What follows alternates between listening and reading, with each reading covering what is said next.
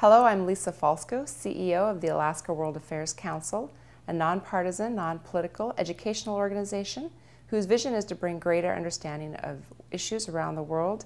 And today it is my pleasure to welcome Ms. Farideh Farhi, a faculty member of the University of Hawaii who teaches on Middle Eastern policy. Welcome. Glad to be here with you, Lisa. Well, we have been excited about your upcoming visit, and we've been discussing, does Iran's nuclear power or nuclear initiative matter? So my question to start off today is, does it matter? Well, it matters in the sense that it has been an issue for Western countries and as well as other regional countries for many years. The possibility that Iran might become a nuclear weapons state is a concern for the proliferation community. That is to say, folks who are concerned that nuclear weapons would be proliferating throughout the world, and Iran's program would actually might cause other countries in the region to think about having nuclear weapons. And there are people who are concerned, of course, that if Iran does acquire a nuclear weapon, then it might actually become a bully or a hegemon in the region, and you know, in many ways try to push other countries that are smaller in the region. And for that reason, there are a lot of concerned countries inside the region and outside.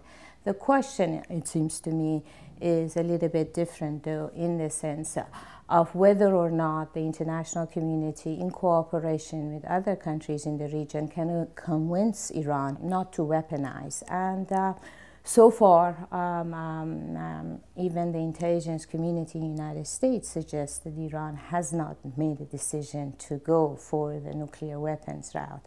So it is for that reason that it's very important to negotiate with Iran and create the conditions that no incentive is created for Iran to go in that route. So what was it that pushed Iran towards a nuclear focus?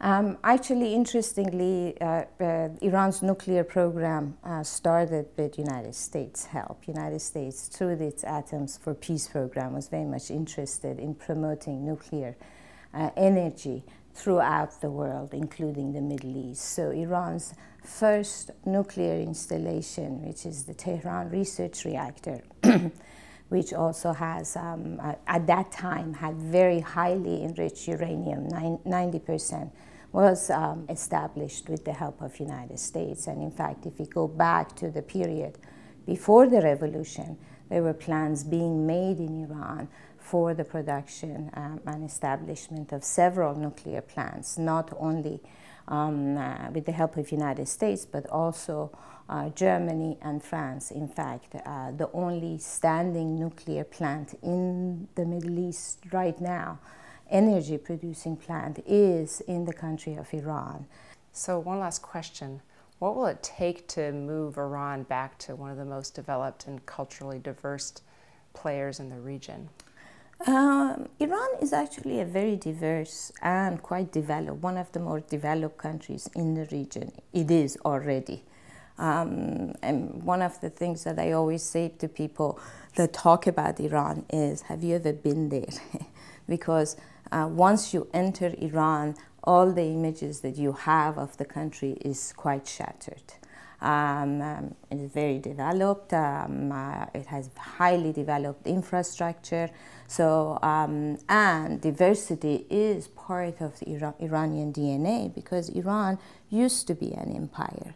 So, you know, you have variety of ethnic groups, a variety of cultural dispositions that exist together. So that already exists. Society is very vibrant.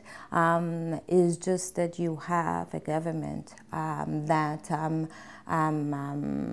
in many ways is not representative of that diversity yet. You know, part of that has to do with the nature of the Iranian Revolution and the fact that immediately after the revolution, Iran was attacked by Iraq under the control of Saddam Hussein, and Iran continues to be under threat.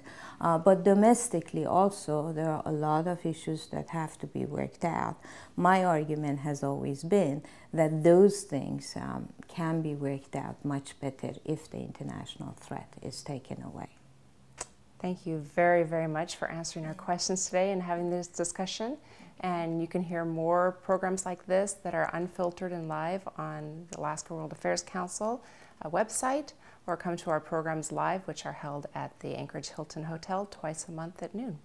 Thank you very much. Thank you for having me.